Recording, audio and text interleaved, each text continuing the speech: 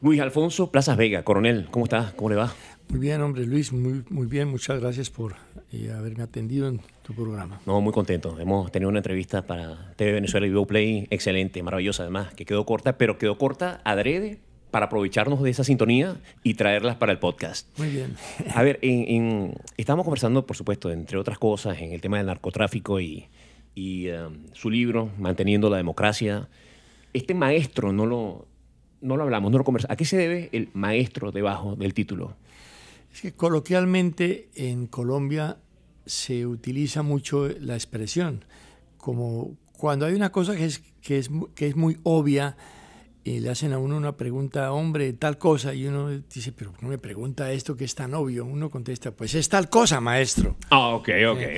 Entonces, esa fue la frase que yo utilicé cuando me preguntaron el día de los hechos del Palacio de Justicia, a eso de las 8 de la noche, 8:30 de la noche, los periodistas, una nube de periodistas había, y uno de ellos, Jairo Pulgarín, me preguntó, ¿qué está haciendo el ejército en este momento? Estamos en plena batalla.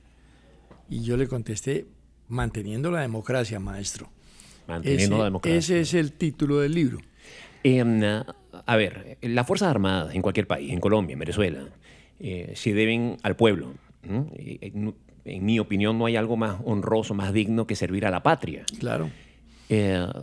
¿Cómo entienden los componentes militares esa infiltración del tema del narcotráfico? Y me refiero a aquellos ciudadanos dignos que tomaron en vocación esa defensa de su país. ¿Cómo conviven esas dos fuerzas? La que va por el lado delincuencial frente a aquella que lo que está es por respetar el tema institucional.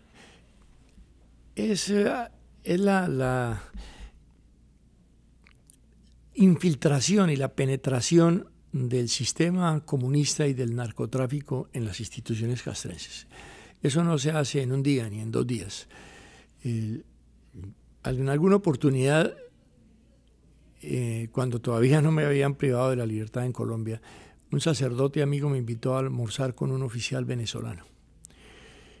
Y en el almuerzo del oficial, que estaba muy nervioso, me dijo, mire, yo me escapé de Venezuela, yo estoy en servicio activo, pero me escapé con mi señora y mis 2 hijos, porque allá estamos arriesgando todo, desde la prisión perpetua hasta la vida. Y yo quiero contarle muchas cosas, y entre ellas me contó cómo José Vicente Rangel fue una de las personas que matriculó en la escuela militar, en la Academia Militar de Venezuela, del ejército venezolano, a 40 muchachos comunistas hace muchísimos años.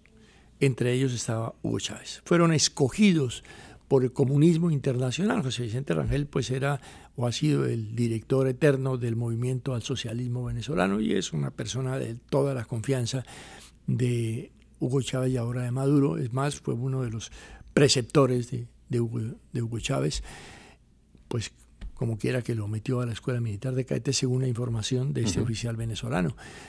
De modo que la penetración a las fuerzas militares la hacen desde la Escuela de Cadetes. Eso mismo creo que ha sucedido en Colombia, sino que allí no lo hemos podido detectar con toda claridad.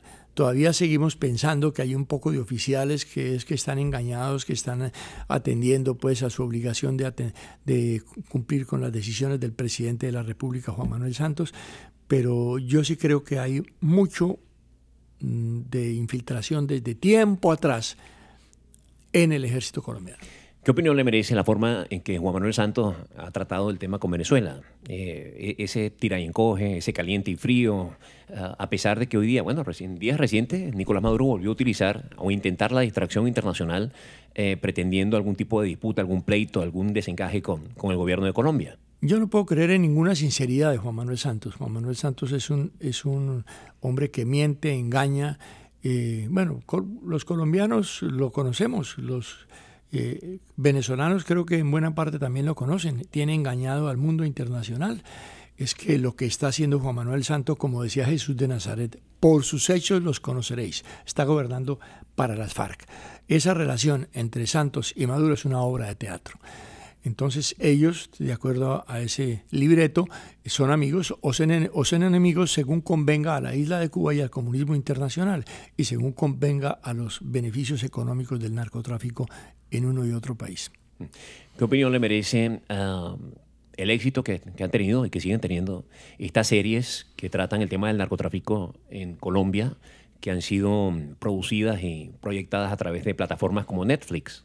Absolutamente nocivas para la juventud colombiana y para la juventud latinoamericana, porque una de las características de un personaje que aparezca en escena en televisión es que llama la atención a las juventudes.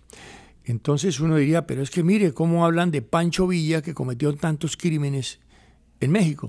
Bueno, la juventud empezó a querer a Pancho Villa como un héroe mexicano.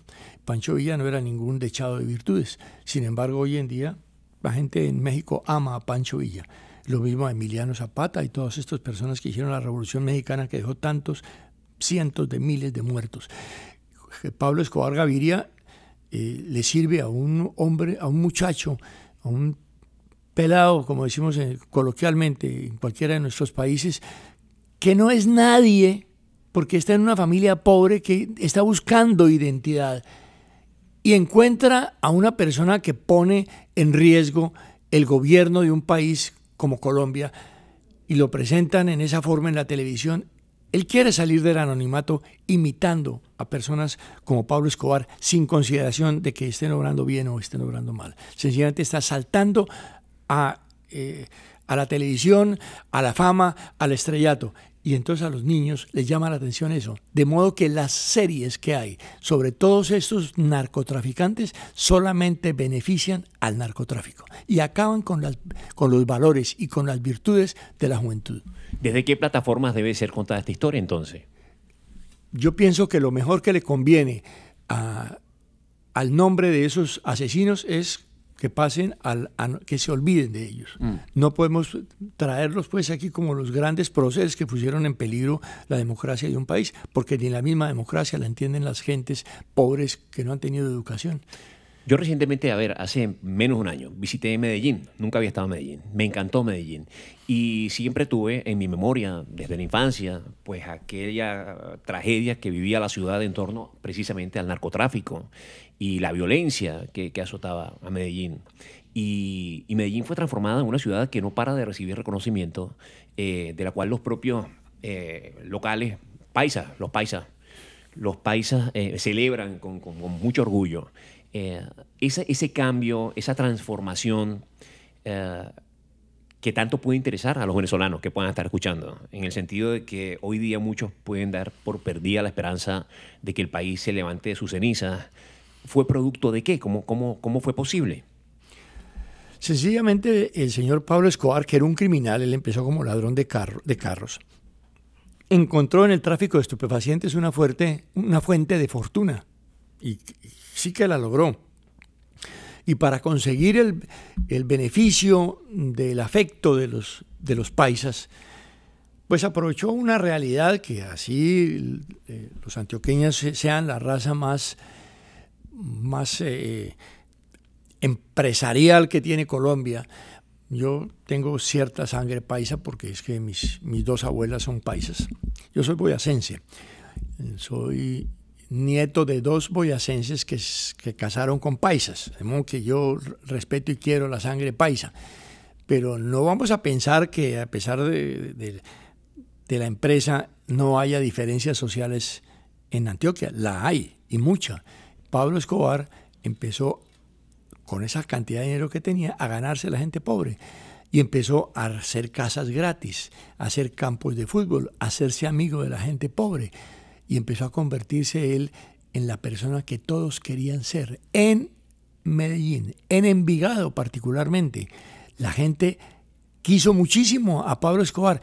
No había de por medio ni religión, ni comportamiento, ni democracia, ni valores, ni nada. Sencillamente tenemos casa porque Pablo nos la regaló. Tenemos comida porque Pablo nos dio plata. Mi papá ha podido conseguir trabajo porque Pablo le ayudó.